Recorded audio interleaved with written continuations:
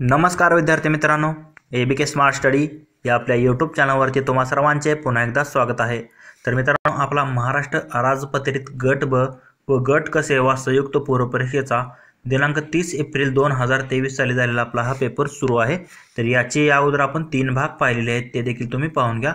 तर आजचा आपण इथे शेवटचा भाग 4 पाहणार आहोत। तर या भाग 4 मध्ये आपण ते शेवटचे महत्त्वाचे असे विज्ञान व गणितशी संबंधित महत्त्वाचे जे काही प्रश्न आलते तर ते स्पष्टीकरणासहित संपूर्ण 25 प्रश्न आज आपण इथे चौथ्या भागामध्ये पाहणार आहोत। तर हा व्हिडिओ तुमच्या येणाऱ्या परीक्षेसाठी अत्यंत उपयुक्त ठरणार आहे, त्यामुळे तुम्ही हा व्हिडिओ स्किप न करता पूर्ण पहा व तुमच्या मित्रांना देखील शेअर करा। तर वेळ न घालवता आपण आपल्या डायरेक्ट प्रश्नांकडे वळूयात। पाहूया आजच्या आपल्या भाग 4 मधील आपला हा प्रश्न पहिला। तर ऑक्सिडेशन प्रतिबंधित करणारे जे आहे जीवनसत्व त्याला आपण व्हिटॅमिन ई म्हणतो। काय म्हणतो? व्हिटॅमिन ई, जे की ऑक्सिडेशन प्रतिबंध करणारे जीवनसत्व आहे। तसेच अजून कोणतं असतं ऑक्सिडेशन प्रतिबंध करणारे? व्हिटॅमिन सी असतं। लक्षात घ्या, व्हिटॅमिन सी व व्हिटॅमिन सी हे दोन व्हिटॅमिन जे असतात तर ते ऑक्सिडेशन प्रतिबंध, म्हणजे त्याला आपण अँटीऑक्सिडंट म्हणतो, व्हिटॅमिन सी व व्हिटॅमिन ई ला। म्हणजे याचं योग्य आन्सर असणार आहे ऑप्शन 3। तर लक्षात घ्या, व्हिटॅमिन डी जे आहे तर ते कोवळ्या सूर्यप्रकाशापासून आपल्याला मिळते। त्याप्रमाणे ए जे आहे तर ते गाजर, टोमॅटो यामध्ये हे जास्त प्रमाणात आढळते। आणि व्हिटॅमिन जीवनसत्व के जे आहे तर ते हिरव्या पालेभाज्या यामध्ये हे जास्त करून आढळते। तर याच्यामुळे तुम्हाला जर माहिती तर आपल्या रक्ताची जर गुठळी बनत नसेल तर के जीवनसत्वाचा अभावामुळे ती बनत नसते। तर हे व्हिटॅमिन के त्यासाठी उपयुक्त असते, रक्ताची गुठळी बनवण्यासाठी। तर याचा योग्य आन्सर असणार आहे अँटीऑक्सिडंट, म्हणजे ऑक्सिडेशन प्रतिबंध करणारे जीवनसत्व ई आहे। आणि अजून कोणते असते तर सी असते। पुढील प्रश्न पाहूयात। प्रश्न क्रमांक 77। टिंबटिंब ही औषधे मध्यवर्ती मज्जासंस्था, पचनसंस्था यांच्यावरील संवेदी चेतातंतूच्या टोकावर बद्ध राहतात। तर याचं योग्य आन्सर आहे तर ओपिऑइड्स। तर लक्षात घ्या, ओपिऑइड्स जे आहे तर ही जे औषध आहेत तर आपली मध्यवर्ती मज्जासंस्था म्हणजे सेंट्रल नर्वस सिस्टीम म्हणतो, तसेच पचनसंस्था यांच्यावरील संवेदी ज्या चेता असतात तर त्यांच्या टोकावरही बद्ध असतात, त्याला आपण ओपिऑइड्स म्हणतो। तर लक्षात घ्या, फ्लावर्स म्हणजे त्या ड्रग्ज म्हणजे अंमली पदार्थ जे आहेत तर त्याचे जे वेगवेगळे प्रकार पडतात त्यामध्ये ओपॉइड्स असतात। लक्षात घ्या, हे ओपॉइड्स एक प्रकार झाला। त्यामध्ये कोणकोणते येतात?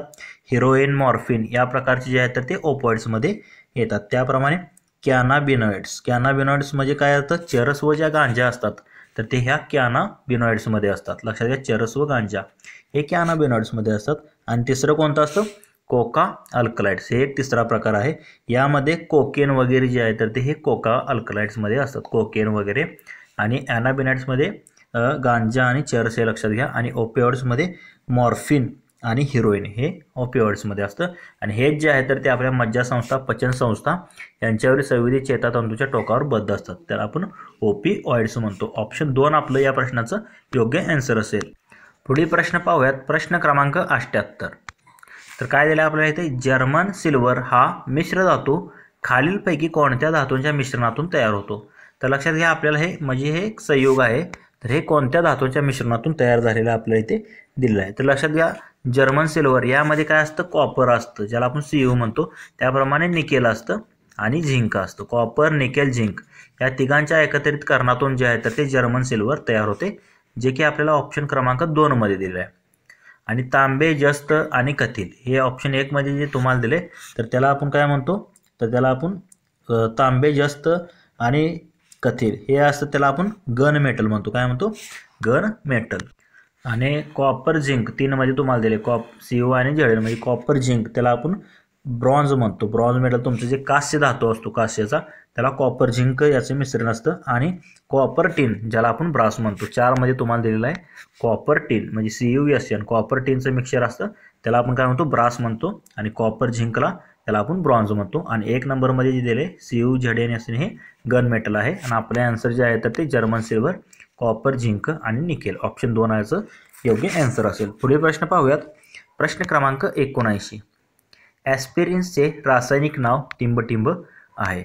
तर लक्षात घ्या, ॲस्पिरिन्समध्ये तुमचे जे इंजेक्शन असतात म्हणजे जे तुम्हाला तर तुमचे जे पेन किलर वगैरे जे गोळ्या किंवा औषधं असतात त्यामध्ये ॲस्पिरिन्सचा वापर असतो, म्हणजे पेन किलरसाठी हे आपण वापरतो। तर आता त्याचं रासायनिक नाव जे आहे तर ते काय असतं? ओ ॲसिटिल सॅलिसिटिक ॲसिड, तर पर्याय क्रमांक 1 मध्ये तुम्हाला दिलेलं आहे.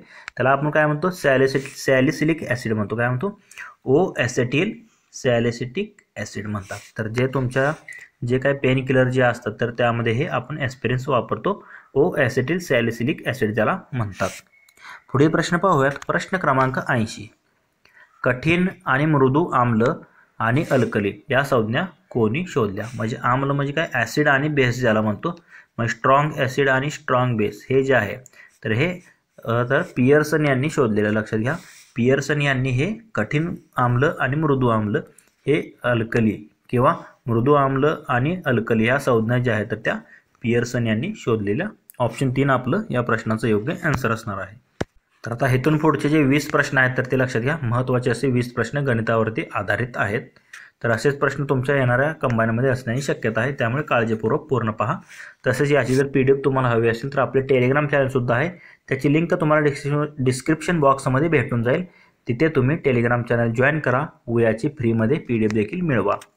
तर इथे काय दिलं, आपल्या वर्तुळाचे क्षेत्रफळ क्ष चौरस सेंटीमीटर असेल आणि त्याच्या वर्तुळाचा परिघ जर क्ष सेंटीमीटर असेल, म्हणजे परिघ आणि इथे काय दिलं क्षेत्रफळ हे समान असेल तर खालीपैकी कोणती त्या वर्तुळाची त्रिज्या होईल?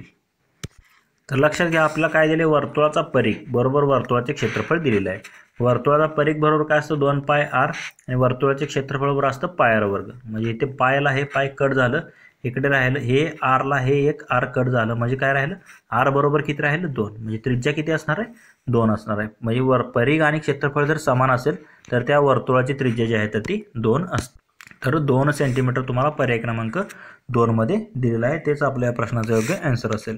पुढील प्रश्न पाहूयात. प्रश्न क्रमांक 82. एका दुकानदाराने 15 शर्ट 2340 रुपयांना विकल्यास 60 रुपये तोटा झाला, तर प्रत्येक शर्टची खरेदी किंमत किती असेल? तर लक्षात घ्या, 15 शर्ट त्याने काय विकले 2340 रुपयाला आणि तेव्हा त्याला 60 रुपये तोटा झालेला आहे. तर आता आपल्याला खरेदी किंमत काढायची आहे तर एका शर्टची. तर लक्षात घ्या, गणितात दिल्याप्रमाणे तुम्ही ते पाहू शकता. 15 शर्टची विक्री किंमत आहे 2340 रुपये आणि तोटा त्याला किती झाला आहे, 60 रुपये झालेला आहे.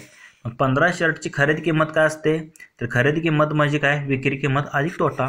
विक्री किंमत आहे 2340, तोटा आहे 60, यांची बेरीज केली आहे ते 24. म्हणजे 15 शर्टची खरेदी किंमत आपल्याला मिळाली 24 रुपये. मग प्रत्येक शर्टची खरेदी किंमत काय असणार आहे, एकूण ही खरेदी किंमत भागिले शर्टांची संख्या. एकूण खरेदी किंमत आली 2400, शर्ट आहेत 15. 15 जर 2400ला भागलं तर एकूण येतं 160 रुपये. म्हणजे एका शर्टची खरेदी किंमत किती असणार आहे, तर ती 60 रुपये असेल. तर 160 तुम्हाला पर्याय क्रमांक 2 मध्ये दिलेला आहे. हेच आपलं या प्रश्नाचं योग्य आन्सर असेल. पुढे प्रश्न पाहूयात. प्रश्न क्रमांक 83. तर आपल्याला याप्रमाणे हे गणित दिले, तर आपलं हे म्हणजे सिम्प्लिफिकेशनचं गणित आहे, हे सोडवायचं आहे. तर कसं सोडवतो आपण हे, तर लक्षात घ्या, गणितात जे काही दिलं तर ते आपण आता इथे लिहून घेतलेलं आहे. तर लक्षात घ्या, इथे जर तुम्ही पाहिलं पॉईंटची संख्या फक्त मोजायची. इथे 1 2 3 4 5 6 7 8 9 पॉईंटच्या पुढे एकूण 9 घर आहेत वर. आणि इथे किती, 1 2 3 4 5 6 7 8 9. म्हणजे इथे खाली जेवढी घर आहेत वर तेवढीच घर आहेत, म्हणून ह्याला आपण डायरेक्ट असं लिहू शकतो, 1 गुणुले 1 गुणुले 1. पॉईंट सगळे काढून टाकायचं. अधिक 2 गुणुले 2 गुणुले 2 भागिले 2 गुणुले 2 गुणुले 2 अधिक 4 गुणुले 4 गुणुले 4. कारण पॉईंटची खालीवर संख्या समान होती म्हणून आपण हे पॉईंट काढून टाकले.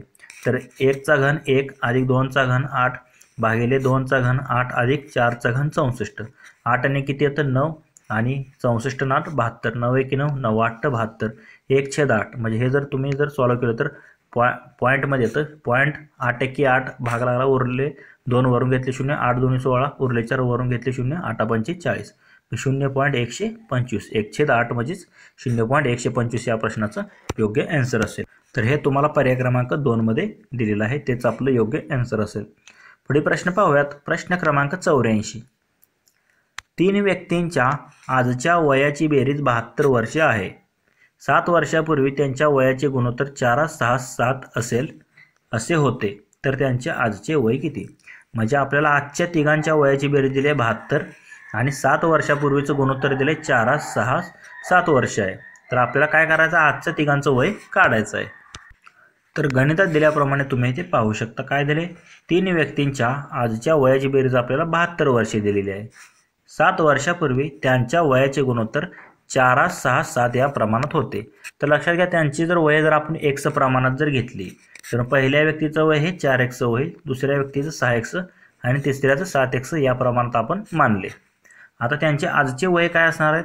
7 वर्षापूर्वी हे गुणोत्तर होतं. मग आजची वय काय असणार आहे? त्या प्रत्येकाच्या वयामध्ये 7 7 ॲड होणार आहे.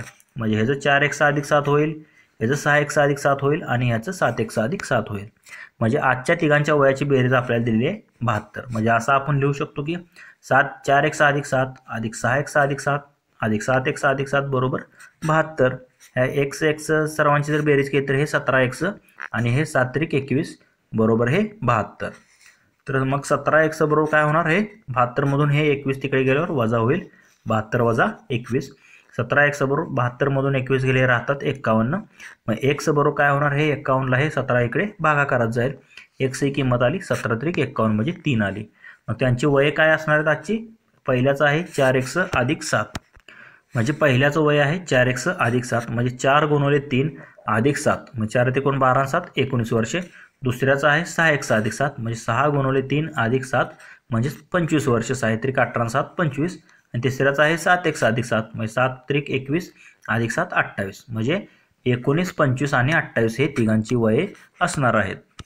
तर हे आपल्याला कुठे दिले तर पर्याय क्रमांक 3 मध्ये दिलेलं आहे. पुढील प्रश्न पाहूयात. प्रश्न क्रमांक 85. एका माणसाने बँकेकडून दर साल दर शेकडा 12% सरळ व्याजाने कर्ज घेतले. 3 वर्षानंतर त्याने रुपये 5400 सरळ व्याज फेडले तर त्याने घेतलेल्या कर्जाची रक्कम किती? तर लक्षात घ्या सरळ व्याजाचं गणित आहे. आपला दर दिलेला आहे, त्यानंतर काळ दिलेला आहे आणि व्याज देखील दिलेला आहे. तर आपल्याला काय करायचे? कर्जाची रक्कम म्हणजे आपल्याला मुद्दल इथे काढायचे. तर गणितात दिल्याप्रमाणे तुम्ही इथे पाहू शकता. दर दिलेला आपला 12%, काळ 3 वर्ष व व्याजासाठी त्यांनी 5400 रुपये म्हणजे व्याज दिलेलं आहे 5400. मग सरळ व्याज बरोबर काय असतं? सिंपल इंटरेस्ट बरोबर PRT भागिले 100 म्हणजे मुद्दल गुणिले दर गुणिले काळ भागिले 100. व्याज आहे 5400, मुद्दल काढायचे आहे म्हणून P R दिला आहे आपल्याला रेट 12 आणि हे 3 दिलेलं आहे काळ भागिले 100. हे काय होणार? P बरोबर हे 5400 गुणिले हे 100 वर जाईल आणि हे 12 त्रिक 36 इकडे भागाकारात जाईल. तर लक्षात घ्या इथे जर आपण सॉल्व केलं तर 12 त्रिक इथे म्हणजे 3ने जर तुम्ही भाग गावला तर इथे 17 त्रिक 54 म्हणजे वरचे 2 शून्य 1700 आलं. हे 3ने जर भाग गावला तर त्याप्रमाणे 12ने जर भाग गावला 12 1 12 उरले 5 वरून घेतले 0 12 चौक 48 उरले 2 वरून घेतले 0 12 दोन्ही 24 म्हणजे हे जर सर्व तुम्ही जर सॉल्व केलं तर येतं ते 15000. तर लक्षात घ्या 15000 हे संपूर्ण सॉल्व केले तर 15000 रुपये तुमचं काय असणार आहे? मुद्दल असणार आहे. तर कशामध्ये दिले आपल्याला? तर पर्याय क्रमांक 3 मध्ये दिलेलं आहे. तेच आपलं योग्य आन्सर असेल. पुढील प्रश्न पाहूयात. प्रश्न क्रमांक 86. एका 16000 रुपये किमतीच्या यंत्राची किंमत दरवर्षी 5% कमी होते तर 2 वर्षानंतर त्याची किंमत किती होईल? तर लक्षात घ्या 16000 रुपये किमतीचे एक यंत्र आहे, मशीन आहे. त्याची किंमत काय होते? दरवर्षी 5% जी आहे तर ती कमी होत जाते. तर 2 वर्षानंतर किती होईल आपल्याला विचारले. तर हे जे आहे तर ते आपण कोणत्या? तर चक्रवाढ व्याज पद्धतीने असे गणित आपण हे सोडू. तर सुरुवातीला गणितात दिल्याप्रमाणे तुम्ही इथे पाहू शकता. यंत्राची किंमत तुम्हाला दिलेली आहे 16000 रुपये. दरवर्षी 5% जी आहे तर ती यंत्राची किंमत कमी होते म्हणजे R दिलेलं आहे तुम्हाला 5%. 2 वर्षानंतर त्या यंत्राची किंमत काढायची आहे म्हणजे N देखील तुम्हाला 2 वर्ष आहे. P म्हणजे त्याला आता जी किंमत आहे त्याला आपण सरळ चक्रवाढ व्याज पद्धती काढताना P म्हणजे त्याला आपण ती जी काही किंमत आहे तर ती घेतो मुद्दल 16000. रेट 5% आहे आणि काळ 2 वर्ष आहे. तर लक्षात घ्या हे 2 वर्षानंतर आता यंत्राची किंमत जर इथे कमी होत असेल तर फक्त इथे सूत्र वापरताना आपण काय वापरतो? अमाऊंट बरोबर P कंसात 1 अधिक R चे 100 वापरतो आणि कंसाचा घातांक N. पण हे कधी वापरतो? वाढत असेल तेव्हा. पण इथे काय किंमत कमी व्हायला लागल्यामुळे इथे वजा चिन्ह येईल फक्त. म्हणजे P कंसात 1 वजा R चे 100 त्याचा घातांक N. P आहे 16000 कंसात 1 वजा 5/100 घातांक N म्हणजे वर्ग येईल. म्हणजे A बरोबर 16000 गुणिले 100 ह्यानं इकडे गुणलं 100 आलं वजा 5 म्हणजे 95 भागिले 100 त्याचा वर्ग. त्याला आपण 95 गुणिले 100 95/100 95/100 लिहू शकतो. तर इथे वरच्या 3 शून्याला इकडच्या 3 शून्य गेल्या. राहिलं काय? 16 गुणिले 95 गुणिले 95 भागिले 10. तर हे येतं 14440. एवढं जर सॉल्व केलं तर 14440 येतं. तर दुसऱ्या पद्धतीने देखील जर तुम्ही काढू शकता 16,000च्या 5% काढा, त्यातून वजा करा. परत जेवढी रक्कम मिळेल त्याच्या 5% काढा, त्यातून वजा करा. दोनदा तुम्ही वजा केलं तरी देखील याचं येणार आहे. तर आपलं योग्य आन्सर असणार आहे 14,440 रुपये. तर 14,440 हा आपल्याला पर्याय क्रमांक 3 मध्ये दिलेला आहे. तेच आपलं या प्रश्नाचं योग्य आन्सर असेल. पुढील प्रश्न पाहूयात. प्रश्न क्रमांक 87. आगगाडीचे प्रवास भाडे 20% वाढवले व पुन्हा सलग 2 महिन्यात 10% व 25% वाढवले तर सुरुवातीच्या प्रवास भाड्यात एकूण किती टक्क्याने वाढ झाली आपल्याला काढायचं आहे. तर कसं काढतो आपण इथे? तर लक्षात घ्या, आगगाडीचे जे भाडं आहे तर ते 3 वेळेस वाढवलेलं आहे.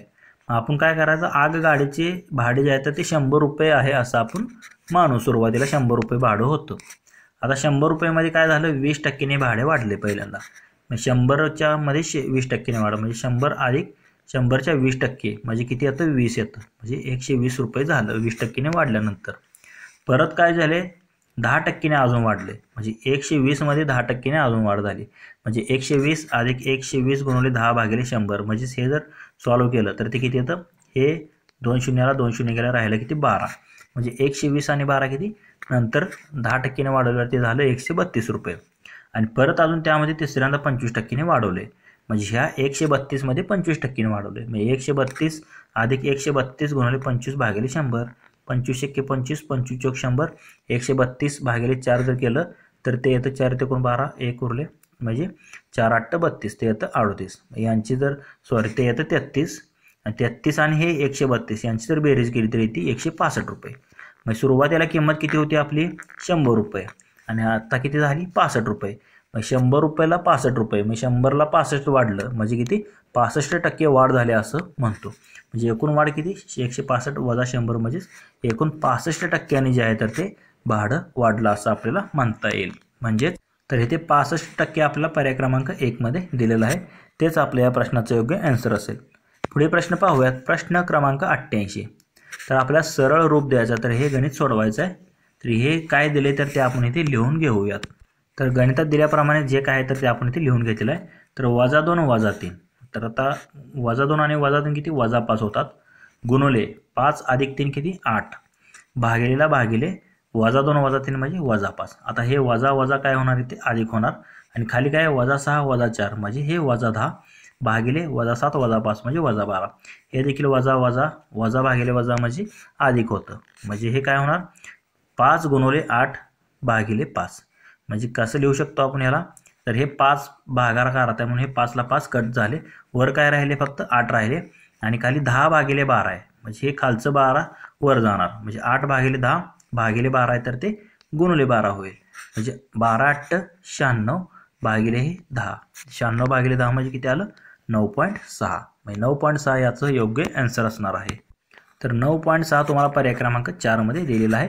तेच आपलं योग्य आन्सर असेल. तर काही मुले योग्य आन्सर काढतात पण इथे चिन्ह त्यांना वाटतं वजा आहे सगळीकडे म्हणजे वजा येईल, पण तसं नसतं. वजा अधिक होत असतं. पुढील प्रश्न पाहूयात. प्रश्न क्रमांक 89. एक फलंदाज 19व्या डावात 98 धावा करतो आणि त्यामुळे त्याची सरासरी 4ने वाढते. तर 19व्या डावानंतर त्याची सरासरी किती आहे? तर गणितात दिल्याप्रमाणे तुम्ही इथे पाहू शकता. 19व्या डावाची धावसंख्या आपल्याला त्याची दिलेली आहे. 98 धावा त्याने 19व्या त्याच्या धावामध्ये काढलेल्या आहेत. आणि त्याची सरासरी काय झाली आहे, 4ने वाढलेली आहे. म्हणजे 19व्या डावानंतर त्याची सरासरी जी आहे तर ती आपल्याला किती आहे तर ते काढायचं आहे. तर 19व्या डावाची धावसंख्या आपल्याला माहिती आहे. तर लक्षात घ्या, 19व्या डावाच्या अगोदर किती डाव होते, 18 डाव. म्हणजे 18 डावांची सरासरी जर आपण 1 मानली तर 18 डावांची धावसंख्या काय होणार आहे, सरासरी गुणिले एकूण डाव म्हणजे 1 गुणिले 18 म्हणजे 18x. ही 18 धावांची धावसंख्या झाली. आणि 19 डावांची सरासरी काय असणार आहे, तर सरासरी 4ने वाढली आहे. म्हणजे 1 अधिक 4 झाली. अगोदर 1 होती 18 डावांची, मग आता त्याच्यामध्ये 4ने वाढली म्हणजे 1 अधिक 4 झाली 19 डावांची सरासरी. मग 19 डावांची धावसंख्या काय असणार आहे, धावसंख्या गुणिले डाव म्हणजे सरासरी गुणिले डाव. 19 डावांची धावसंख्या 1 अधिक 4 गुणिले 19 ही 19 डावांची धावसंख्या झाली. तर आता असं आपण म्हणू शकतो की 18 धावांची धावसंख्या अधिक 19व्या डावाची धावसंख्या 98 आपल्याला दिलेली आहे. बरोबर काय म्हणू शकतो, एकूण 19 डावांची धावसंख्या म्हणजे 19 कंसात 1 अधिक 4 असं आपण म्हणू शकतो. म्हणजे 18 डावांच्या धावसंख्या अधिक 19व्या डावांची धावसंख्या बरोबर काय असणार आहे, एकूण 19 डावांची धावसंख्या होणार आहे. 18 आणि 1 डाव म्हणजे एकूण 19 डावांची धावसंख्या होणार आहे. तर आपल्याला 18 डावांची धावसंख्या माहिती आहे 18x आणि 19व्या डावातली धावसंख्या माहिती आहे 98 केलेली आणि 19 डावांची धावसंख्या आत्ताच आपण काढलेली आहे 19 अधिक 4 म्हणजे 18x अधिक 98 बरोबर 19 अधिक 4 म्हणजे 18x अधिक 98 बरोबर काय होणार, 19ने जर आत गुणलं तर 19x अधिक 19 चोक 76 होणार. म्हणजे हे 98 मधून हे अधिक 76 आहे तिकडे वजा होईल आणि हे 18x तिकडे 19x मधून वजा होईल. 98 मधून 76 गेले राहिले 22 आणि 19 मधून 18 गेले राहिले x म्हणजे x बरोबर किती आलं 22 आलं. मग 19 डावांची सरासरी काय आहे, ही x जी आली 18 डावांची सरासरी, 19 डावांची सरासरी 4 ने वाढली आहे म्हणजे x अधिक 4 म्हणजे 22 अधिक 4 बरोबर किती असणार आहे 26 असणार आहे. हेच आपलं या प्रश्नाचं योग्य आन्सर असेल. तर लक्षात घ्या 19व्या डावानंतर त्याची सरासरी किती असणार आहे तर ती 26 असेल. ऑप्शन 4 मध्ये दिलेला आहे. पुढील प्रश्न पाहूयात. प्रश्न क्रमांक 89. एका वर्तुळाचे क्षेत्रफळ हे 3 सेंटीमीटर 4 सेंटीमीटर व 12 सेंटीमीटर त्रिज्या असलेल्या 3 वर्तुळांच्या क्षेत्रफळाच्या बेरजे इतके असेल तर त्या वर्तुळाची त्रिज्या किती. म्हणजे एक असं मोठं वर्तुळ आहे आणि इतर अशी छोटी 3 वर्तुळे आहेत. या तिघांच्या वर्तुळाच्या क्षेत्रफळाच्या बेरजे एवढं ह्या वर्तुळाचं क्षेत्रफळ आहे. तर ह्या आपल्याला याचे क्षेत्र म्हणजे त्रिज्या काढायची आहे मोठ्या वर्तुळाची. तर गणितात दिल्याप्रमाणे तुम्ही ते पाहू शकता. तर हे मोठं वर्तुळ आहे त्याची त्रिज्या आपण कॅपिटल R मानूया आणि 3 वर्तुळ दिले छोटे आपल्याला R1 R2 R3 त्यांच्या त्रिज्या किती दिले 3 सेंटीमीटर 4 सेंटीमीटर आणि 12 सेंटीमीटर अशा तिघांच्या त्रिज्या दिलेत. मग मोठ्या वर्तुळाचे क्षेत्रफळ बरोबर काय आहे, इतर तिघांच्या वर्तुळाच्या क्षेत्रफळाच्या बेरजे एवढा आहे. मोठ्या वर्तुळाचं क्षेत्रफळ काय असणार पाय आणि मोठा R म्हणजे कॅपिटल R स्क्वेअर बरोबर ह्या तिघांच्या वर्तुळाची माझी बेरीज काय असणार आहे पाय R1 स्क्वेअर अधिक पाय R2 स्क्वेअर अधिक पाय R3 स्क्वेअर म्हणजे पाय R वर्ग बरोबर काय होणार, हे पाय कॉमन निघलं आणि कंसात काय राहिलं R1 वर्ग अधिक R2 वर्ग अधिक R3 वर्ग म्हणजे हे पायला पाय इथे कट झालं. राहिलं काय R वर्ग बरोबर 3चा वर्ग 9 अधिक 4चा वर्ग 16 अधिक 12चा वर्ग 144 म्हणजे 144 आणि 16 160 आणि 160 आणि 3 किती 169 म्हणजे R वर्ग बरोबर 169 आलं. मग R बरोबर काय येणार आहे 169चं वर्गमूळ काय 13 म्हणजे R बरोबर काय आलं तुमचं 13 सेंटीमीटर म्हणजे मोठ्या वर्तुळाची त्रिज्या किती असणार आहे 13 सेंटीमीटर. हेच आपल्या या प्रश्नाचं योग्य आन्सर असेल. तर 13 सेंटीमीटर आपल्याला पर्याय क्रमांक 3 मध्ये दिलेला आहे. तेच आपल्या या प्रश्नाचं योग्य आन्सर असणार आहे. पुढील प्रश्न पाहूयात. प्रश्न क्रमांक 91. बुद्धिबळाच्या पटावर किती चौरस असतात. लक्षात घ्या बुद्धिबळाचा पट आता तुम्हाला माहीत असेल. तर याप्रमाणे तुम्ही जर पाहिलं तर असे चौरस जे असतात त्यामध्ये असतात वेगवेगळ्या प्रकारचे. म्हणजे आता एकच प्रकारचे चौरस असतात पण एकूण किती चौरस असतात तर लक्षात घ्या हे तुम्ही पाठच करून ठेवा. जनरल नॉलेजचा प्रश्न आहे. तर एकूण 204 जे आहे तर ते यामध्ये चौरस असतात. किती एकूण 204 चौरसाच्या बुद्धिबळाच्या पटावर असतात. ऑप्शन 2 याचं योग्य आन्सर असेल. पुढील प्रश्न पाहूयात. प्रश्न क्रमांक 92. दिलेल्या श्रेणीतील चुकीचे पद शोधा. तर आता ही श्रेणी दिलेली आहे 15 21 24 30 32 39 51. तर याप्रमाणे संख्या दिलेत. तर इथे जर तुम्ही नीट ऑब्झर्व केलं तर इथे सर्व संख्या ज्या आहेत तर ते 15 21 24 30 39 51 ह्या सर्व जे आहेत तर त्या 3 ने भाग जाणाऱ्या संख्या आहेत. फक्त 32 जर सोडली तर 32च्या जागी इथे 33 जर त्याने दिलं असतं तर योग्य आलं असतं. पण ती 32 जे आहे तर ते 3 ने भाग जाणारी नाही. म्हणून ह्या प्रश्नाचं योग्य आन्सर काय असणार चुकीचं पद काय आहे तर 32 आहे. ऑप्शन 4 आपलं या प्रश्नाचं योग्य आन्सर असेल. पुढील प्रश्न पाहूयात. प्रश्न क्रमांक 93. तर व्हेन डायग्रामवरती आधारित हा प्रश्न आहे तुम्हाला दिलेला आहे. तर लक्षात घ्या काय दिले पहिल्यांदा सर्व शिक्षक हे कलाकार आहेत. सर्व टीचर्स ज्याला म्हणतो सर्व शिक्षक जे काय आहेत तर ते कलाकार आहेत. तर कसं लिहितो तर हे सर्व शिक्षक ते कशामध्ये येतात तर ते कलाकार आहेत. सर्व शिक्षकाला आपण टीचर लिहूया म्हणजे ह्याला आपण टी लिहूया आणि कलाकाराला आपण आर्टिस्ट म्हणजे ए लिहूया. सर्व टीचर जे आहेत तर ते आर्टिस्ट आहेत असं आपल्याला म्हणता येईल. आणि ब मध्ये काय दिले काही कलाकार हे आनंदी राहतात. म्हणजे काही कलाकार म्हणजे काही आर्टिस्ट यातले थोडे म्हणजे आपण कसं करू शकतो काही आर्टिस्ट यातले काय राहतात आनंदी म्हणजे हॅप्पी राहतात. म्हणजे त्याला आपण एच लिहूया हॅप्पी म्हणजे एच. तर आता अनुमानिक आहे सर्व शिक्षक आनंदी राहतात. तर सर्व शिक्षक हे आनंदी राहतात हॅप्पी राहतात का ह्या दोघांचा काय संबंध आहे का? नाही. म्हणजे हे जे आहे तर ते चुकीचं आहे. जे आनंदी राहतात ते सर्व कलाकार असतात. आता आनंदी म्हणजे हॅप्पी राहणारे सर्व जे आहेत तर ते कलाकार आहेत का? तर काही कलाकार आनंदी आहेत म्हणजे एवढेच आहेत ना फक्त. ह्या दोघांचा संबंध एवढाच दिलेला आहे. मग सर्व हॅप्पी आहेत का कलाकार? नाही. म्हणजे हे देखील जे आहे तर ते चुकीचं ठरतं. म्हणजे योग्य आन्सर काय असणार तर वरीलपैकी क आणि ड दोन्ही जे आहेत तर ते असत्य आहेत. ऑप्शन 3 आपलं या प्रश्नाचं योग्य आन्सर असणार आहे. तर पुढील प्रश्न पाहूयात. प्रश्न क्रमांक 94. अंकिताच्या आईचे वय तिच्या वयाच्या 2.5 पट आणि तिच्या भावाच्या वयाच्या 4 पट आहे. त्यांचे एकूण वय 66 वर्ष आहे. तर अंकिताच्या भावाचे 2 वर्षानंतरचे वय किती असेल? तर लक्षात घ्या, आपल्या तिघांच्या वयाची बेरीज दिलेली आहे आणि आईचं आणि तिच्या मुलीचं अंकिताचं आणि तिच्या भावाचं या तिघांचं गुणोत्तर दिलेलं आहे आपल्याला. तर आता गणितात दिल्याप्रमाणे तुम्ही पाहू शकता. तर अंकिताच्या आईचे वय काय करायचं आता इथे माहीत नाही म्हणून आपण काय करायचं आईचे वय x मानू. आईचे वय अंकिताच्या वयाच्या 2.5 पट म्हणजे 2.1/2 म्हणजे 5/2 पट आहे असं आपण म्हणू शकतो. मग अंकिताचं वय काय असणार आहे? आईच्या वय अंकिताच्या 5/2 पट असेल तर अंकिताचं वय आईच्या हे 5/2 तिकडे गेल्यावर 2/5 होईल. म्हणजे 2/5 पट आईच्या हे अंकिताचं वय असणार आहे. तर हे एक समीकरण आलं. तसेच काय दिलं आहे? अंकिताच्या भावाचे वय म्हणजे हे आईचे वय जे आहे तर ते अंकिताच्या भावाच्या 4 पट आहे. मग अंकिताच्या भावाचे वय काय असणार आहे? आईच्या हे 4 तिकडे जर गेलं तर गुणाकारात आहे भागाकारात जाईल. म्हणजे आईच्या 1/4 पट जे आहे तर ते भावाचं वय होईल.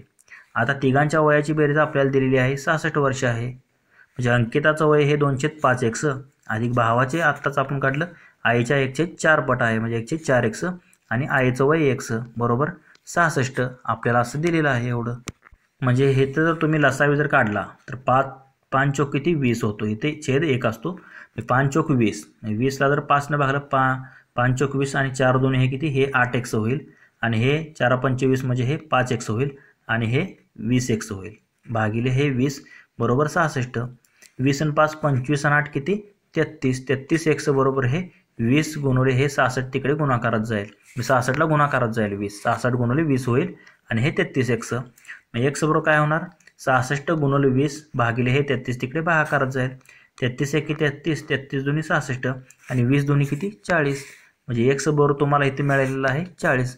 तर x काय आहे आईचं वय आहे. आपल्याला काय काढायचं सांगितले भावाचे वय काढायचं आहे.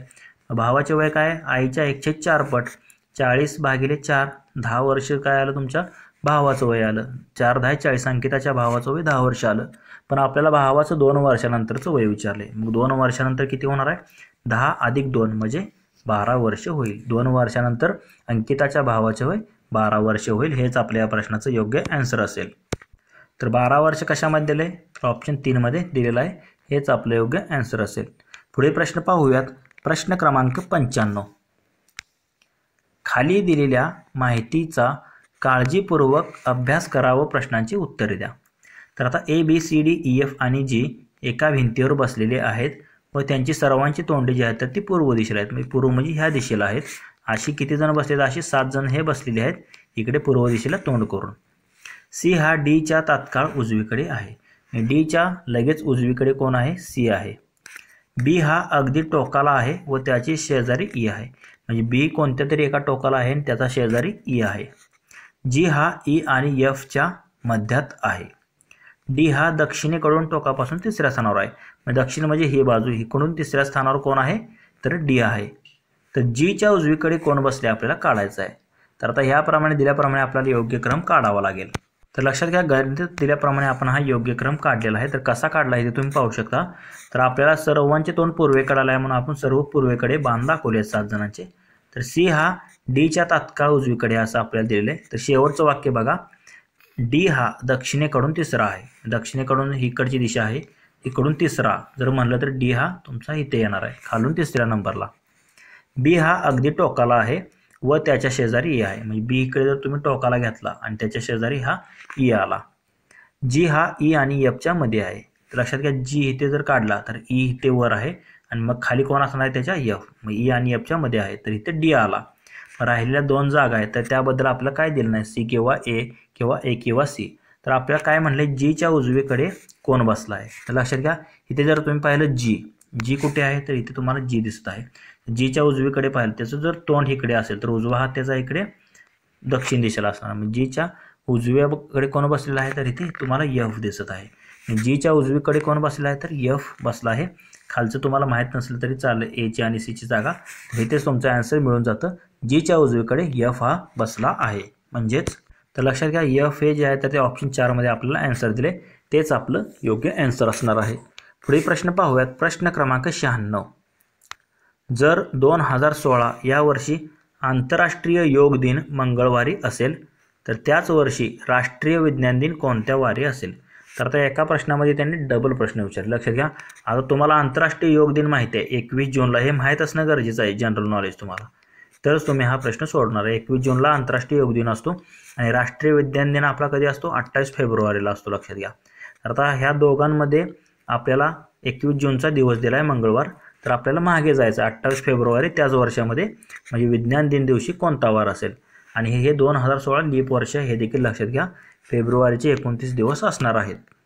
म्हणजे गणितात दिल्याप्रमाणे आपण हे सर्व जर लिहून घेतलं तर 21 जून 2016ला योग दिन दिवशी मंगळवार आहे, तर 28 फेब्रुवारी 2016ला राष्ट्रीय विज्ञान दिन दिवशी कोणता वार असेल आपल्याला काढायचा आहे.